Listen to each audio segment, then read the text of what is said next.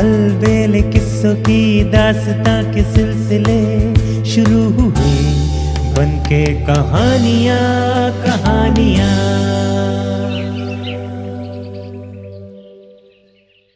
एक कहानी ऐसी भी। आज की कहानी है भुगतो बेटा छोटे लाल। वापसी के चौथे चरण में जब वे दोनों रात को एक दूसरे नगर में ठहरे तो वहां बुलाखी फिर बाजार में एक अजूबा नजारा देख आया। उसने जब वापस लौटकर ये बात गंगाराम पटेल को बताई तो गंगाराम ने अपना वही रटा रटाया वाक्य दोहरा दिया। अभी नहीं बुलाखी राम, मैं तेरी इस बात का उत्तर रात को सोते समय ही दूंगा। अभी तो यात्रा से चलकर आए हैं, थके हुए हैं, पहले नहा धोकर स्नान कर लें। भोजन के पश्चात जब निर्वित हो जाएंगे तब आराम से विस्तार से मैं तुझे बताऊंगा। अभी तो पहले तू अपनी, मेरी और उन दोनों बेचारे घोड़ों की पेट पूजा की तैयारी कर, क्योंकि हमारी तरह वे भी तो थके हुए होंगे। रात को जब वे दोनों फारिग होकर बिस्तर पर आ लेटे तो पटेल ने उससे कहा, हां तो बुलाकी राम जी, अब आप उस नई घटना को बताइए जिसे आज शाम आप इस नगर में देख आए हैं और जिसका रहस्य जानने के लिए आप मरे जा रहे हैं।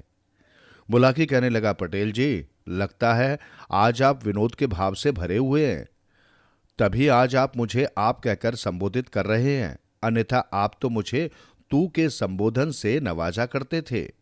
भाई बुलाकी, सुनकर पटेल बोले, दो मित्रों में जब ज्यादा गहरा अपनत्व का भाव होता है वहां सारी औपचारिकताएं अपने आप खत्म हो जाया करती हैं।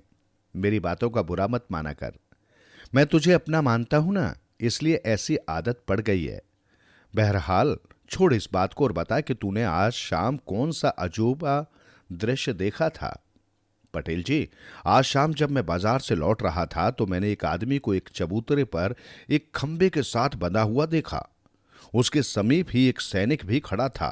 चबूतरे के ऊपर एक सरकारी निर्देश टंगा हुआ था जिस पर लिखा था, हर खास व आम को यह निर्देश दिया जाता है कि जो भी शख्स इस राह से गुजरे वो कौड़ा उठाकर इस व्यक्ति को गिनकर 5 कौड़े अवश्य मारे। जो इस निर्देश का पालन नहीं करेगा उसे राजा की ओर से 5 कौड़े लगाकर दंडित किया जाएगा। पटेल जी, जब मैंने उस निर्देश को पढ़ा था तो मैंने सोचा कि इसका दंड जाने बिना मैं इसे कौड़े क्यों मारूं। यही सोचकर मैं वहां से खिसकना चाहता था कि तभी वहां खड़े सैनिक ने मुझसे कहा, क्यों भाई, क्या 5 कौड़े खाने का इरादा है? नहीं तो मेरे मुंह से निकला। तब उस सैनिक ने मुझे घुड़का और कहा, यदि 5 कौड़े नहीं खाना चाहता है तो नीचे पड़े उस कौड़े को उठा और इस आदमी को 5 कौड़े लगा। पटेल जी, उस सैनिक के कहने पर तब मुझे उस कैदी को 5 कौड़े लगाने पड़े। बस तभी से मेरी आत्मा पर यह बोझ पड़ा हुआ है कि मैंने उस आदमी का अपराध जाने बिना 5 कौड़े मारे। अब आप उस कैदी के विषय में बताइए और ये भी बताइए कि किस अपराध के कारण उसे ये सजा भुगतनी पड़ रही है। बुलाखी, पटेल बोले, अपनी आत्मा पर पड़ा बोझ उतार दे और ये समझ ले कि उस आदमी को 5 कौड़े लगाकर तूने सबाब का काम किया है। उस आदमी का अपराध इतना गंभीर है कि उसके लिए राजा ने इससे भी बड़ी सजा नियत की होती तो किसी को भी अफसोस नहीं होता। सुन, मैं तुझे आरंभ से ये सारी कहानी सुनाता हूं। इस नगर में चंद्रचूड़ नाम का एक महाजन निवास करता है। उस महाजन की एक कन्या है जो बेहद रूपवान है। उसका नाम है अनामिका। महाजन का एक पुत्र भी है जिसे सब लोग चक्रधारी कहकर बुलाते हैं। महाजन ने अपनी बेटी अनामिका की मंगनी बहुत पहले अपने एक मित्र के पुत्र के साथ निश्चित कर दी थी, किंतु अभी तक उसने उसका गौना नहीं किया था। कारण यह था कि अनामिका की आयु अभी इतनी नहीं हुई थी कि उसका गौना करके उसकी ससुराल विदा कर दिया जाए। बुलाखी, ये नगर गंगा के बहुत समीप है। यहाँ के लोगों में धार्मिक आस्था भी बहुत है। अन्य नगरों में रहने वालों की तरह यहाँ के लोग भी प्रति वर्ष दशहरे के अवसर पर गंगा स्नान के लिए जरूर आते हैं। इस बार जब दशहरे का पर्व पड़ा तो दूसरे नगरवासियों की तरह अनामिका भी अपने माता पिता और सखी सहेलियों के साथ गंगा स्नान के लिए गई। गंगा किनारे पहुंचकर अन्य लोगों की तरह अनामिका के पिता ने भी अपने रहने के लिए डेरा व्यवस्थित किया और बारी बारी से गंगा जी में स्नान करने के लिए गए। पहले पुरुषों ने स्नान किया, तदुपरांत स्त्रियां गंगा स्नान के लिए गईं। बुलाकी जब अनामिका अपनी सखियों के साथ गंगा स्नान के लिए घाट पर पहुंची तो वहां के कुछ गुंडों ने उसे देख लिया। उसकी मनोहारिणी छवि देखकर वो गुंडे विचार करने लगे कि किसी तरह इस सुंदर युवती को अपने काबू में करके इसका उपभोग करना चाहिए। बाद में जब इससे हमारा दिल भर जाएगा तो हम इसे किसी वेश्या के यहां बेचकर अच्छी रकम प्राप्त कर सकते हैं। उन गुंडों का मुखिया था छोटे लाल नाम का एक हरामी युवक। उसने इस काम को करने का बीड़ा उठाया। उसने अपने साथियों से कहा, दोस्तों, इसे फंसाकर काबू में करना तो मेरी चुटकियों का काम है। बस मुझे थोड़ा सा समय चाहिए। ठीक है, हम तुम्हें समय देते हैं। उसके दूसरे साथी बोले, देखते हैं तुम कौन सा चमत्कार दिखाते हो। उधर अनामिका और उसकी सखियों ने अपने वस्त्र उतारे। उन वस्त्रों को घाट पर बैठे पंडे के हवाले करके गंगा स्नान करने लगी। तभी छोटे लाल नामक वो गुंडा उस पंडे के पास पहुंचा और उससे कहा, पंडित जी महाराज, 5 रुपए कमाना चाहते हो? घर बैठे कमाई करना किसे बुरा लगता है यजमान? पंडा बोला, परंतु ये बताइए कि काम क्या है? बड़ा आसान सा काम है। तुम्हारे पास ये जो जनाने कपड़े रखे हैं उनमें से एक साड़ी निकालकर मुझे थोड़ी देर के लिए दे दो। छोटे लाल ने कहा, तुम साड़ी के साथ कोई छेड़छाड़ करना चाहते हो? पंडे ने आशंकित स्वर में पूछा। कोई छेड़छाड़ नहीं होगी, बस उस साड़ी के छोर में मुझे कुछ बांधना है, छोटे लाल बोला। ये कोई जोखिम भरा काम नहीं था, इसलिए 5 रुपए लेकर पंडे ने अनामिका की साड़ी उसकी ओर खिसका दी। छोटे लाल ने अपनी जेब से एक सोने की मुहर और 100 रुपए का नोट निकाला और अनामिका की साड़ी के पल्लू में बांध दिया और वहां से हटकर कुछ दूर खड़ा हो गया। कुछ देर बाद अनामिका और उसकी सखियां स्नान करके बाहर निकलीं और अपने अपने वस्त्र पहनकर चलने लगी। उसी समय छोटे लाल भी उनके पीछे पीछे चलने लगा। जब वो अपने डेरे के समीप पहुंची तो छोटे लाल ने पीछे से आकर अनामिका का बाजू थाम लिया। एक अजनबी व्यक्ति द्वारा अपनी बाहां पकड़ने पर अनामिका उस पर क्रोधित हो गई। उसने तीखे स्वर में कहा, कौन हो तुम? मेरी बाहां पकड़ने की तुम्हारी हिम्मत कैसे हुई? ये क्या कह रही हो अनामिका? क्या अपने मित्र छोटे लाल को भूल गई?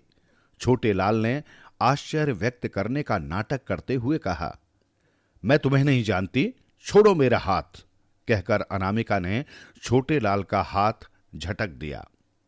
तुम मुझे खूब जानती हो अनामिका, छोटे लाल ने कहा। वर्षों से हम दोनों एक दूसरे से एकांत में मिलते रहे हैं। अब शायद अपनी इन सहेलियों की उपस्थिति में तुम मुझे पहचानने से इनकार कर रही हो। बुलाखी, इस प्रकार वहां दोनों में तकरार होने लगी। मेले का मौका था, अतः भीड़ इकट्ठा हो गई। हो हल्ला सुनकर अनामिका का पिता, उसका भाई और उसके नगर के दूसरे परिचित लोग भी वहां आ पहुंचे और एक लड़की को छेड़ने पर छोटे लाल को बुरा भला कहते हुए उसकी पिटाई करने लगे। जब छोटे लाल काफी पिट चुका तो उसने रोने का अभिनय करते हुए कहा, आप लोग मुझे बेकार ही पीट रहे हैं। मैंने कोई अभद्र बात नहीं की है। इस लड़की से मेरा काफी पुराना परिचय है। इसने तो मेरे साथ विवाह करने का वादा भी किया हुआ है। विवाह का वादा? अनामिका के पिता ने आश्चर्य से पूछा। हां जी, विवाह का वादा, छोटे लाल कुटिलता से बोला। विश्वास न हो तो पूछ लो इससे। आज यहां आने से पहले भी ये मुझसे मिली थी। इसने अपने खर्चे के लिए मुझसे 100 रुपए और एक सोने की मोहर मांगी थी, जो मैंने अपनी माता के रुपयों में से चुराकर इसे लाकर दिए थे। झूठ बोलता है तू, अनामिका का पिता दहाड़ा। अरे भिखमंगे, मेरे पास धन की क्या कमी है जो मेरी बेटी तुझसे खर्च के लिए पैसे मांगती? ये तो आप अपनी बेटी से ही पूछिए, छोटे लाल ने रुहासे स्वर में कहा। क्यों री कलंकनी? अनामिका के पिता ने क्रोध से लाल पीले होते हुए अनामिका को झिझोड़ा। क्या तूने इस आदमी से 100 रुपए और एक सोने की मोहर ली थी?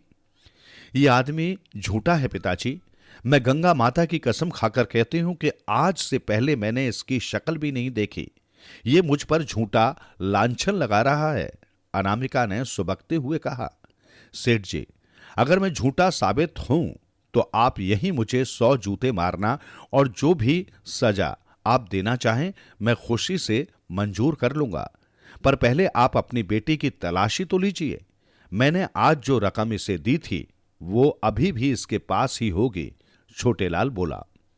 सबको ये विचार पसंद आया।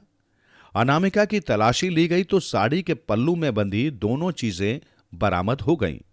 इस पर तो सब लोग अनामिका और उसके पिता को दोषी मानने लगे। सब लोग उन पर थू थू करने लगे। भुलाकी। जब अनामिका के पिता और उसके भाई को अनामिका पर इतना क्रोध आया कि उन्होंने उसी घड़ी अनामिका का त्याग कर दिया। वे घर लौट गए और छोटेलाल अनामिका का हाथ पकड़कर विजेता की तरह उसे ले जाने लगा। अनामिका दहाड़े मारकर रोने लगी और बार बार छोटेलाल के चंगुल से छूटने का प्रयास करने लगी। लेकिन तभी छोटेलाल के साथी गुंडे भी उसकी सहायता के लिए वहां पहुंच गए और उन्होंने छोटेलाल और अनामिका को अपने घेरे में ले लिया। बुलाकी। जब अनामिका रो रोकर हलकान हो रही थी और अपनी सहायता की गुहार लगा रही थी, तभी वहां के राजा की सवारी वहां से गुजरी। एक लड़की को सहायता के लिए चिल्लाते देख राजा ने अपनी पालकी रुकवाई और नीचे उतरकर लड़की से उसके रोने का कारण पूछा। अनामिका ने रोते हुए सारी बात बताई तो फिर राजा ने छोटेलाल से पूछा। छोटेलाल ने वही झूठी कहानी राजा के सामने दोहरा दी कि ये लड़की उससे प्रेम करती है, फिर भी सबके सामने अपनी बात कहने में संकोच कर रही है। इसके माता पिता ने अब इसे मुझे सौंप दिया है। उस गुंडे छोटेलाल की बातें सुनकर राजा को कुछ गोलमाल नजर आया। अतः उसने अपने सैनिकों को आदेश दिया कि इन दोनों को अपने नगर ले चलो। वहीं मैं सारी बातें जानकर इस बात का निर्णय करूंगा कि इन दोनों में से कौन सच्चा है और कौन झूठा। तब दोनों दरबार में पेश किए गए। राजा ने अनामिका से पूछा, देवी, तुम कहती हो कि अब से पहले तुमने इस आदमी को कभी देखा नहीं था, फिर इसकी ये बात क्यों कर सच साबित हो गई कि तुम्हारी साड़ी के पल्लू से इसके दिए हुए रुपए और सोने की मोहर बरामद हो गई? अन्नदाता। अनामिका बोली, मुझे इस बात का बिल्कुल भी ज्ञान नहीं है कि ये दोनों चीजें मेरी साड़ी के पल्लू में किसने बांधी। अपनी साड़ी तो मैंने कहीं उतारी भी नहीं थी, सिवाय उस समय के जब मैं स्नान करने के लिए गंगा जल में उतरी थी। अपने वस्त्र तुमने कहां रखे थे? राजा ने पूछा। हमने अपने वस्त्र घाट पर बैठे पंडे को सौंपे थे, अनामिका ने कहा। पलक झपकते ही सारी बातें राजा की समझ में आ गई। वो समझ गया कि लड़की के साथ छल किया गया है। तब उसने उस पंडे को दरबार में पेश होने का हुक्म दिया और पंडे के पहुंचने पर राजा ने उसे दंड का भय दिखाया तो भय से कांपते हुए पंडे ने सब कुछ बक दिया। उसने बता दिया कि यह काम छोटेलाल ने ही किया था। बुलाखी। सच्चाई जानकर राजा ने अनामिका के पिता को बुलाकर अनामिका को उसे सौंप दिया और उस पंडे और छोटेलाल के साथियों को पकड़कर उन्हें 100 कौड़े लगाने की सजा दी। और क्योंकि मुख्य अपराधी छोटेलाल था, अतः उसे ये सजा दी कि इस दिन तक इसे खंबे से बांधकर इस पर कौड़े बरसाए जाएं। साथ ही यह आदेश भी लिखकर वहां चिपका दिया कि जो भी राहगीर वहां से गुजरे वो छोटेलाल को 5 कौड़े जरूर मारे। यदि वो ऐसा नहीं करेगा तो फिर राज आज्ञा से 5 कौड़े उसी को मारे जाएंगे।